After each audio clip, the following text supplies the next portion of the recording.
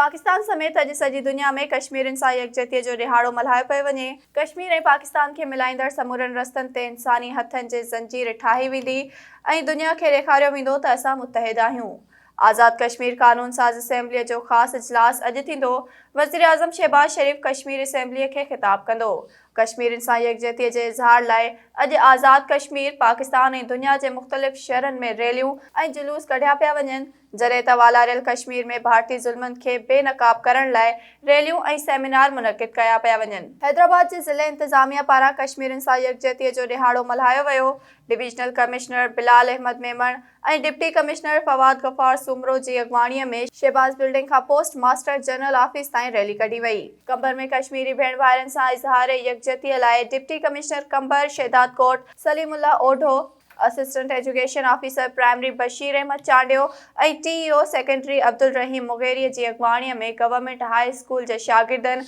ऐं उस्तादनि तरफ़ां रैली कढी वई, जेका शहर जे मुख़्तलिफ़ रोडनि रस्तनि खां थींदी शहीद बेनज़ीर भुट्टो प्रेस क्लब पहुती।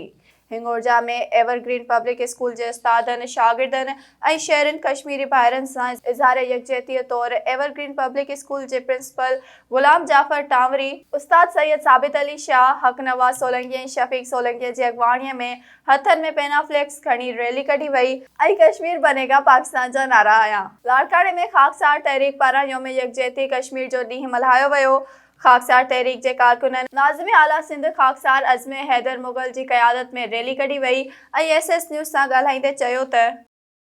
ये अक़वाम मुत्तहिदा वारा अगर इसराइल ते ज़रो को पत्थर फ़लस्तीनी फिटी था कनि त उन लाइ बि उहो थी था बीहनि, पर कश्मीर में एॾो वॾो ज़ुल्म थी रहियो आहे, ॾींहुं राति माण्हू मरी रहिया आहिनि, ॿार शहीद थी रहिया आहिनि, पर अक़वाम मुत्तहिदा इन ते बिल्कुलु ख़ामोश आहे ऐं असां पुरज़ोर एहतिजाज था कयूं अक़वाम मुत्तहिदा सां त उन करारदाद खे ते हली ऐं उन्हनि खे आज़ादी ॾिनी वञे ऐं उन्हनि खे हक़ ख़ुदि इरादियत